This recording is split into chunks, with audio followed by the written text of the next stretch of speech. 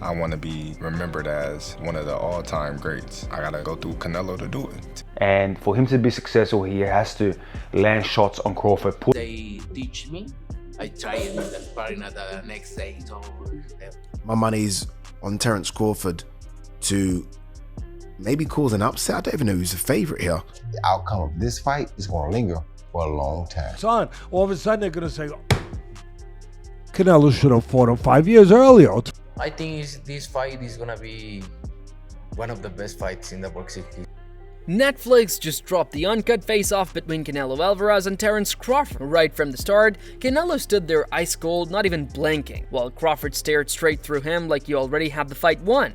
From stare-downs to heated exchanges, this encounter between Canelo Alvarez and Terence put Crawford as boxing fans buzzing, signaling that the mega fight is more electric than ever. Furthermore, Canelo is calling this a legacy-defining war that could go down as the most important night in modern boxing history. He stated, "I think this is going to be the biggest fight in the history of boxing." To reinforce that, Canelo Alvarez kept it short and sharp on his X account, posting images of him landing in Las Vegas and a cold message to the world stating, "Checked in. See you on September 13th, implying he's coming in ready to hand Crawford his first defeat. However, Terence Crawford wasted no time firing back with a jab of his own on social media. He cleverly flipped Canelo's passwords against him, reminding fans that by Canelo's own claim, he is stepping in to fight a nobody. Crawford doubled down by reposting a video of their back and forth and captioning it with the cutting line that anybody can be a nobody, signaling that no matter how big Canelo appears to be, he too can fall into that category. You say that because you're fighting with nobody. So when I beat you, is you gonna be a nobody? I don't care about anybody else. Nobody. Nobody.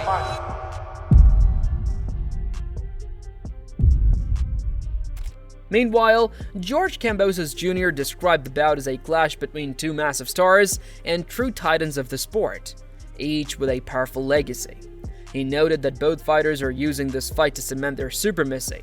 Kambosos admitted it is challenging to choose a winner, saying he keeps shifting back and forth in his pick. You know, it's a mega fight. It's a clash of two titans, two guys who have reached the pinnacle of their sport multiple times. Undisputed champions, both of them, going for more supremacy. Now, it's an interesting one. It's going to be a difficult one to pick and choose. You know, my choice has changed constantly. He's going to go from my mindset as a fighter and a fan of the sweet science. You know, might change because, again, styles make fights. We have to wait till, they're both in the ring, these two titans. But he further noted that Canelo is the pressure fighter and must dictate the pace, bring the fight to Crawford, and land his big shots. He added that Crawford may struggle to do anything that truly troubles a fighter of Canelo Alvarez's caliber. For Canelo to succeed, he will need to cut off the ring exceptionally well and control the action from start to finish. Kambosos emphasized how important it is for Canelo to keep Crawford second-guessing himself inside the ring. The way I see the fight going is Canelo is the pressure fighter. He's got to put the pressure on Crawford. He has to be able to land his big shots. He's seasoned at fighting at super middleweight. He's fought as high as light heavyweight, as we know. So he is accustomed to the bigger punches, the bigger shots. I don't think Crawford can really land anything that's going to trouble a guy like Canelo Alvarez. Canelo is such a good pressure fighter, and for him to be successful in this fight, he needs to be able to really cut the ring off very, very well with a guy like Terence Crawford. And for him to be successful, he has to land shots on Crawford, put him in two frames of minds, make Crawford double think every time Canelo goes into and wants to land shots and land shots. On the other hand, Aid Oladipo explained that with the fight just a week away, he has managed to stay consistent with his pick. Initially, he saw it as a 50-50 battle, noting that the weight difference could be too much for Crawford. However, he now leans toward Crawford, saying it is easier for him to imagine Crawford not losing than to actually picture him winning outright. We are a week out. I haven't changed my opinion on it. I've gone from 50-50 to Canelo's going to be too big to Crawford's going to win, and I'm sticking with Crawford winning. You know when you just can't picture someone losing. That's what it is. It's not I picture him winning. I can't picture him losing. That's what it is. He seems like a man possessed at the moment, where I've actually already seen Canelo lose. He lost to Bivol, lost to Floyd, and for me, he lost to Golovkin. So I've seen him lose. I haven't seen Crawford lose. I don't know, man. It's such a. I'm sticking with Crawford. I'm going to do a video with G-Man on Sunday, and we're going to try and go back and forth for about an hour, looking at everything, looking at their last fights. We're going to go in detail. Following up on that thought, Aid voiced his excitement ahead of the matchup, admitting that if he were to place a bet, his money would be on Terence Crawford to pull off the upset. In a surprising remark, he added that if Crawford manages to get the job done, he could even surpass Alexander Usyk in the pound-for-pound discussion. Oladipo emphasized that, like many boxing enthusiasts, he simply can't wait for this fight. As it stands right now, if I had money, my money's on Terence Crawford to maybe cause an upset. I don't even know who's the favorite here, and in doing so put himself in discussion to jump Usyk as pound for pound number one. It will be close. It will be a great fight. I can't wait for it. Echoing that perspective, Stephen Fulton gave props to both fighters for stepping up and making the fight happen, praising them for challenging themselves at the stage of their careers. He noted that he isn't one to constantly switch sides, emphasizing that he has backed Terence Crawford from the very start. Who knows? Shout out to both of those guys for making that fight happen as well and challenging themselves. Fulton further clarified that siding with Crawford isn't about having anything against Canelo Alvarez, but rather because he admires how Crawford continues to push himself in daring ways. While likening Crawford's decisions to his own, he added that those kinds of risks and accomplishments are what define greatness, which is why he leans toward Crawford in this matchup. I've always went with Crawford this fight. It's nothing against Canelo, because Canelo's a hell of a fighter. I don't know how he is as a person. Neither guy. I don't know how neither of them are as a person. But I like Crawford for challenging himself. Like, that's the type of things I do and I've done. So I like anybody that's willing to challenge themselves, whether it's money or not. You still have the heart to go in there and challenge the bigger guy. So, but I think it's gonna be. I think if Crawford uses his boxing ability, then it'll be a better fight for him. Additionally, Stephen stated that nobody has any idea of how the fight will play out, but that is exactly why everybody will be tuning in to get the answers to all the questions and speculations. Because Canelo punch you on your arms everywhere. He be chopping down, punch you on your arms and all. So that's the only, and that wear you down. So yeah, I'm not sure. That's a big what if, huh? Yeah. So that's what makes the fight so interesting. That right there, those questions that we all have, is what makes the fight interesting and makes you want to watch it. That shit got me the butterflies, and I ain't even fighting. Interestingly, Teddy Atlas stated that in some ways, particularly in terms of hype, the Canelo versus Crawford hype is very much similar to the hype that was around Manny Pacquiao versus Oscar De La Hoya. However, he hoped that would be the only similarity, stressing that he doesn't want this fight to disappoint the way Pacquiao De La Hoya ultimately did. I mean, all these, they were great, but this one's getting so much attention, and Pacquiao and Mayweather got that kind of attention. I hope that's the only similarity to it. I hope it doesn't become disappointing the way that fight did, where people said that at the end of the day, and rightfully so, it was very disappointing, and it was at least 5 years too late. I hope, and see, nobody else has touched on this. And again, you brought me here. You're probably going to get me killed because you brought me here, but you brought me here. There will be people that want to hear this. Atlas added that his biggest concern is whether this matchup might prove to be a few years too late, leaving fans to say it should have happened earlier when both Canelo and Crawford were younger. But I hope that it's not, at the end of the day, what we're talking about, saying, yeah, this fight happened a few years too late. I think that's potential of that being there. And nobody's talked about that, because in their mind, they're both in their prime. Until they're not in their prime. Until all of a sudden Canelo shows up and his legs are slow. And he's not closing the gap so fast. And Crawford is taking advantage of that. Or whatever it is. Whatever side of it it's on. All of a sudden they're going to say, oh, Canelo should have fought him 5 years earlier or 3 years earlier. He would have beat him. You know, so I hope we're not getting that, but I see. Nevertheless, Atlas warned that the possibility of both fighters underperforming or age catching up to them on fight night is something he doesn't want to see, but admitted it remains a very real possibility. It's a fight that I want to see, but I see the possibility of that cloud. In addition, Joe Rogan emphasized that the reason Terence Crawford took this fight was because of its legacy impact. He explained that it's not as if Crawford randomly decided to move up to the 168-pound division, rather Crawford did his homework. Rogan stressed that the only reason this matchup is compelling is that Crawford is that good a fighter. The 8 ripped, and he definitely looks thicker. He looks quite a bit thicker. Technical, he's better than Canelo. I just don't see him beating Canelo. I don't know if he's better technically. Canelo's pretty good technically. Pound for pound, number 1 in the world. He's not even close. So good, not even dude. close. Yeah. Crawford's so good. What he did to Errol Spence is unbelievable. But then also remember, Crawford hasn't fought in 2 years. Is it that long? Yep. He's greatness, Madrimov was 2 years ago?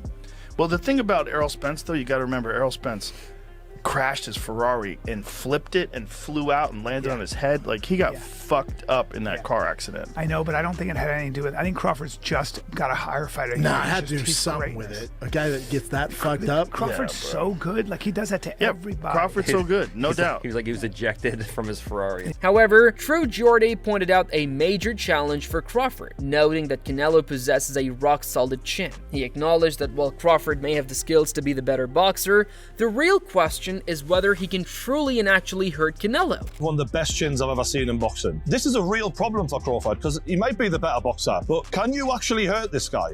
It's going to be hard, especially when you're moving up in weight. But if there is anyone who can do it, it's Terence Bud Crawford, a man who survived getting shot in the head, for God's sake. Moreover, Andre Ward stated that both fighters are punchers and won't be moving around excessively. He added that any movement they do make will be strategic, designed to get into position to land a solid, well-timed, and well-placed punch.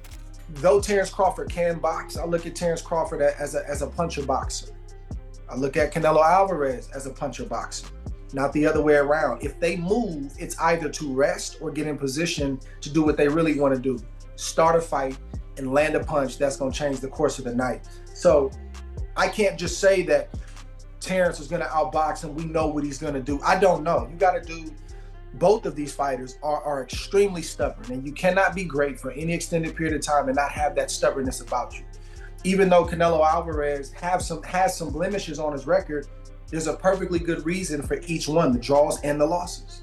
So he's been outclassed by Mayweather, but he's never been beat up and shut out. Adding to that point, Ernesto Tito Mercado stated that the size difference will be too much for Crawford and will become evident in fight night, especially given that Canelo is a seasoned professional. I say he does. I think it's just too much size, and obviously, I mean, Canelo's not a new fighter. He knows he has a lot of experience too, so I think it's just gonna be too much weight for Crawford. Even though Crawford's a great fighter, I think he might give him a run for his money the first maybe 6 rounds. Similarly, Paulie Malignaggi weighed in by saying the only factor that truly makes this fight competitive is the difference in weight class. He pointed out that Canelo has been showing signs of decline for quite some time and criticized him for staying at the top largely by avoiding the most dangerous contenders in his division. Malignaggi stressed that from a pure skilled standpoint, Crawford is head and shoulders above Canelo. It's interesting because I think that the only dynamic that makes this fight competitive, in my opinion, is the difference in weight class. I think Canelo has been, for a while, a diminishing fighter. Call it age, call it whatever other things you want to call it. But I just think that, the only reason he's even still around at this level is because he's avoided his top contenders in his weight class, so he's been able to still remain champion at that weight class. And now, being champion at that weight class, it has sort of brought up this big opportunity to fight a smaller, excellent world champion in Terence Crawford. So I think when it comes to the levels of boxing, just straight from boxing perspective, I think Crawford is head and shoulders above Canelo, but... However, he cautioned that what Crawford lacks in this new weight class is the power dynamic, which could be the deciding factor. He sided with Crawford but cast doubt on whether Crawford can successfully get the decision if it comes to that. They do make weight classes for a reason. Canelo is still very strong. He's a good body puncher, and he's a bigger guy naturally. So that does bring a bit of a risk to the table. I think Crawford can win the fight.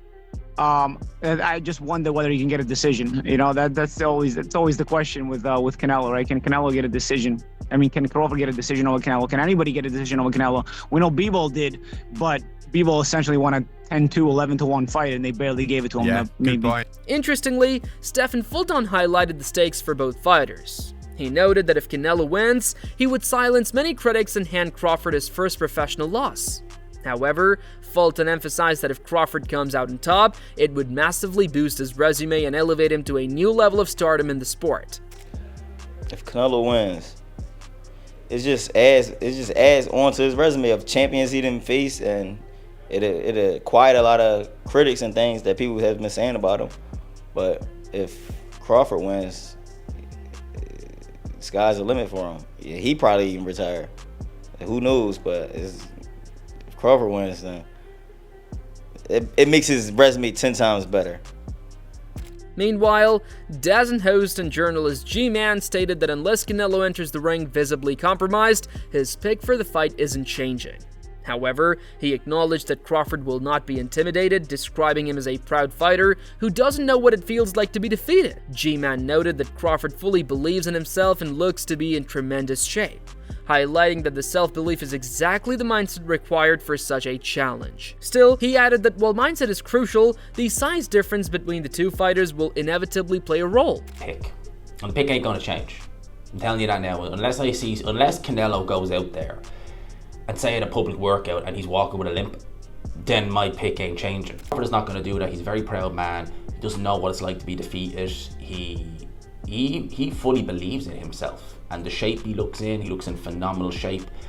He's coming into this fight fully believing that he can win this. And that right there is the mindset you need to have. It will give you, it won't guarantee you victory, but it will give you a better chance than if you went in there thinking, right, just survive and see what happens. I do think that the size difference will be something, although saying that, at the same time, G-Man suggested that one factor that could swing in Crawford's favor on fight night is the pace of Canelo Alvarez. He pointed out that Crawford is used to facing opponents with quick footwork and sharp movement, so when he finally squares off with Canelo, he may find the Mexican star slow in comparison. It's gone, because the legs were never that great to begin with. Canelo's legs were never his greatest attribute. He always had slow feet. You know, he was never he was good at cutting the ring off. You know, if you go and watch the fight he had with Billy Joe, he cut the ring off very effectively in that fight, but again, better legs back then. And against someone like a Terence Crawford, who is used to, he'll probably be amazed at how slow Canelo's feet are because he's used to fighting guys with good feet. Majimov had them. Spence didn't really, but he's fought guys like Porter who have good legs. Kell Brook was a great jab. He's fought guys like that and he's been able to get around what they have. So that being said, surely with Alvarez, he'll be able to get around it, would you not think? But even so, G-Man added that Crawford has done an impressive job packing on the weight for this division, but he stressed that sparring with bigger men in training camps is not the same as facing someone like Canelo Alvarez in a professional setting. He noted that Crawford has never gone up against a fighter who hits as hard or is as physically strong as Canelo, making this uncharted territory for the pound-for-pound star. Crawford, again, he's come up from 135 pounds. And he's filled out a lot since then, of course, right? But he's never fought anyone who hits as hard as Canelo. He's never fought anyone who is as physically strong as Canelo. Probably not fought anyone who's as tough as Canelo. And although Canelo, when it comes to movers, he does tend to struggle a little bit, as we saw last time out. Or not even that he tends to struggle, but that he's just happy to plod and follow you around the ring. Crawford has never been a mover. He can move, and he does move very, very well, but he's never been an excessive mover. He's an aggressive fighter. He's a boxer puncher. He likes to close the show. He likes to hurt you. He likes to open up. He likes to land heavy shots, etc. Ultimately, as fight night draws closer, the tension surrounding Canelo Alvarez versus Terence Crawford continues to build, and the boxing world can feel it. The stare-downs, the social media jabs, and the expert debates have only added fuel to a rivalry that is shaping up to be one of the most captivating events. So, if you enjoyed the video, make sure to like, share, and subscribe. Also, drop your picks in the comment section down below, and stay tuned by hitting the bell icon because this fight promises to be a showdown of the decade.